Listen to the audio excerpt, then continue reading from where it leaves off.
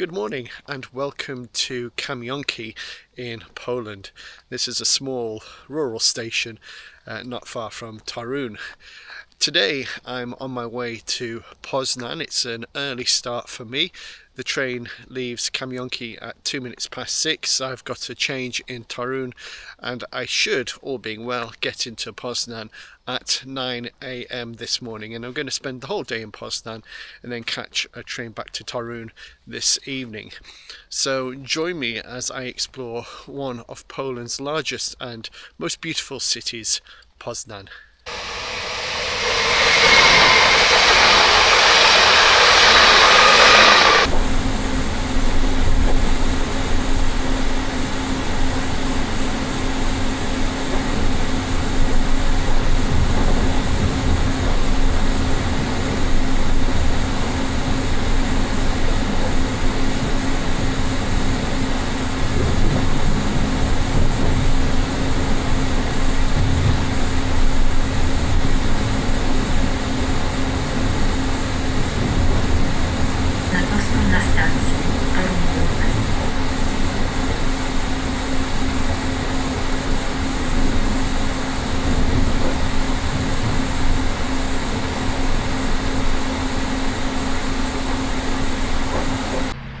So welcome to Poznan. I actually slept most of the way here.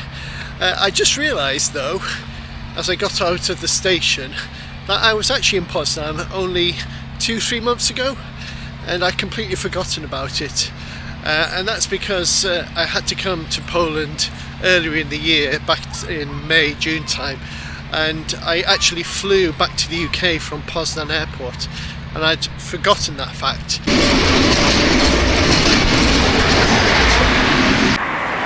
So this is the River Warta, at least I think that's how you pronounce it, which runs through Poznan, and just on the other side of the bridge is Poznań Cathedral. Now I believe Poznań Cathedral is the oldest cathedral in Poland. It's about 10 minutes walk from the main centre of Poznan, so slightly away from the main touristy area, but I thought it's worth checking out.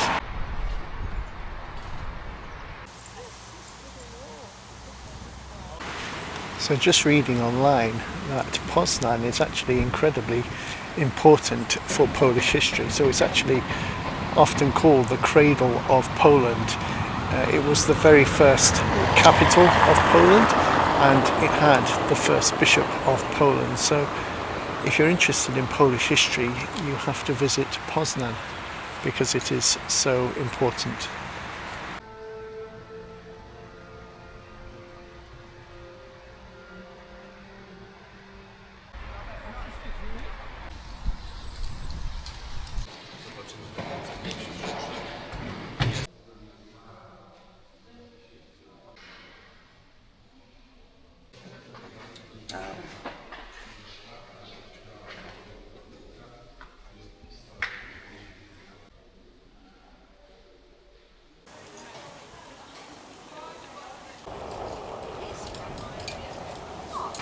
So the location that the cathedral's built on is called Cathedral Island, and it is believed that the first kings of the early state of Poland were buried under that cathedral, and this was where Poznan started. It began on this little island, and this is not the main river that I filmed earlier. This is another river that runs the other side of the island. We've got lots of people painting here at the moment, doing watercolours.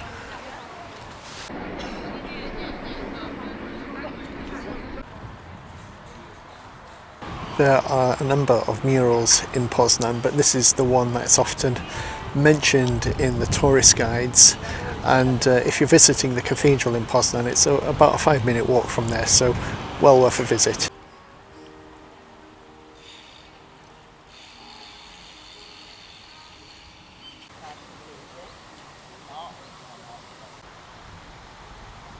Wherever you go in Poland, you come across statues of Pope John Paul II, who was born here in Poland and is the only Polish Pope to date. So here we have another rather impressive mural showing the city centre.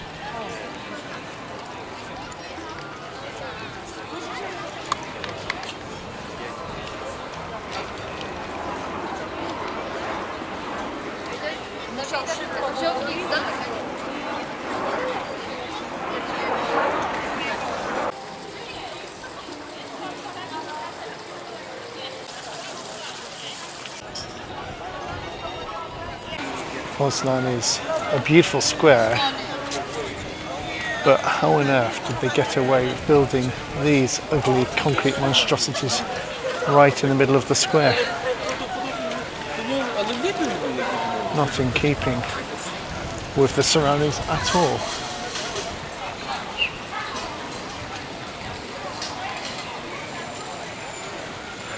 The rest of the square is beautiful.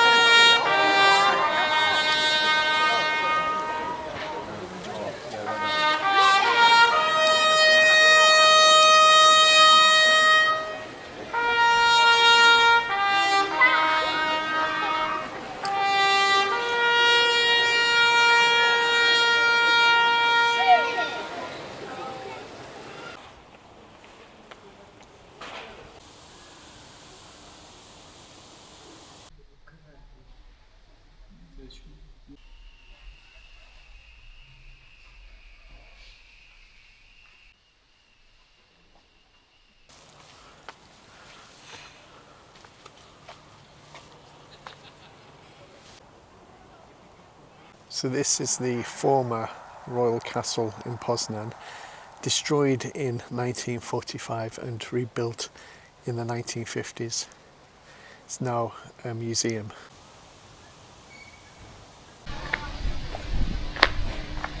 There's parts of Poznan that slightly remind me of Paris, such as this street.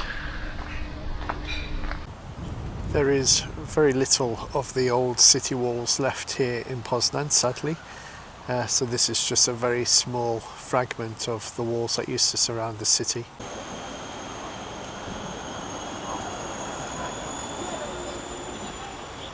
So I've just jumped onto a tram and travelled to the other side of the city, and I'm now going to the Palmenhaus, which apparently is one of the largest palm houses in Europe.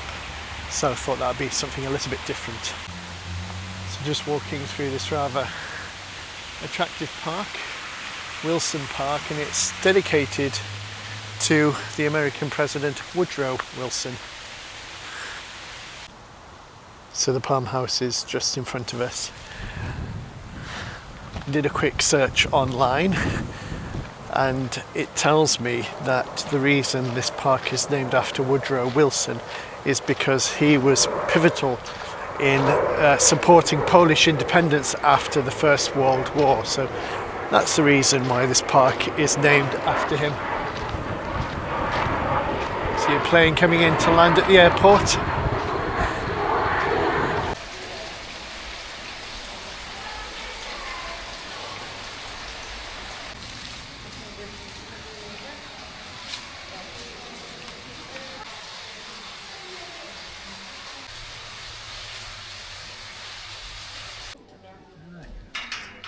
Chyba coś ją zainteresowało.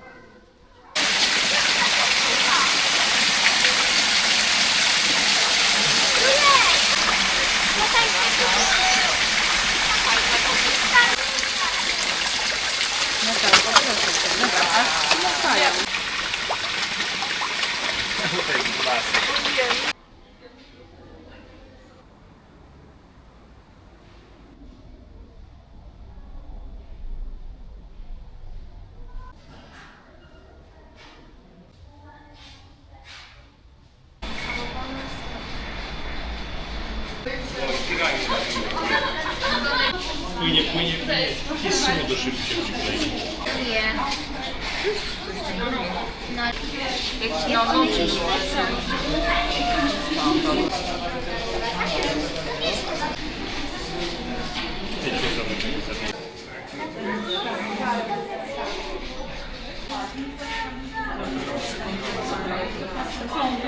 So I'm slowly making my way back into town. Just come across this place. I think this might be the World Trade Center here in Poznan. I think they hold fairs and other things here. Not much happening today, but I think that's what this area is for. As you may know, if you've been watching my YouTube channel, I visited Wrocław just a few days ago. And which of these cities, Poznan or Wrocław, would I recommend if you were looking at visiting one of these cities? Well, for me, both cities are lovely, both cities are worth visiting, but the winner for me is Wrocław. I think it's the more attractive and the more interesting city for visitors, particularly because of the way the city is built around the river, and it's just a very lovely place. Now, that's not to knock Poznan, because Poznan is also a beautiful, lovely city, fantastic square, worth visiting as well. Now, both cities have airports, so you can get international flights to Poznan and to Wrocław very easily, very cheaply from the UK and other European locations.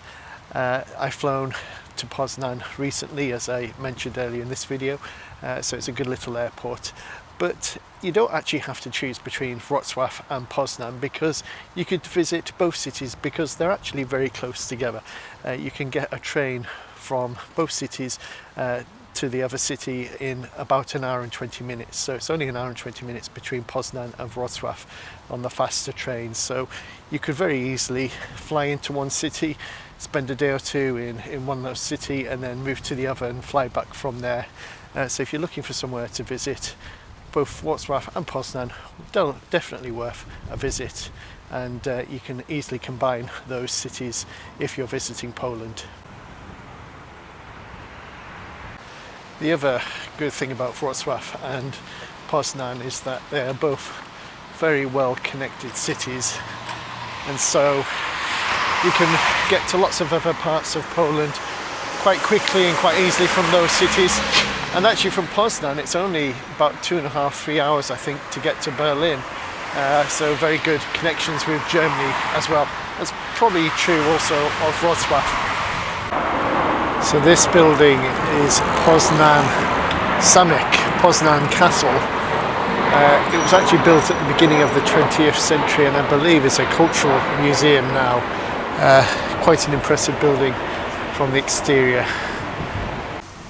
So this monument here is to some of the Polish mathematicians and scientists who helped break the German Enigma code during the Second World War, or whose work helped break the Enigma code.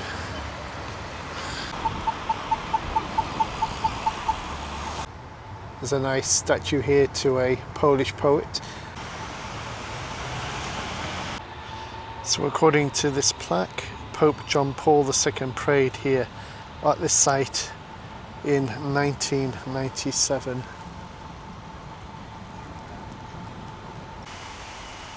So this monument commemorates the uprising, the first major uprising that took place after the Second World War in June 1956, which was violently suppressed by the communist regime and resulted in over 57 people being killed. But it was a big protest of the workers against the oppression that they were experiencing under the communist regime and demand for better conditions, wages and so forth.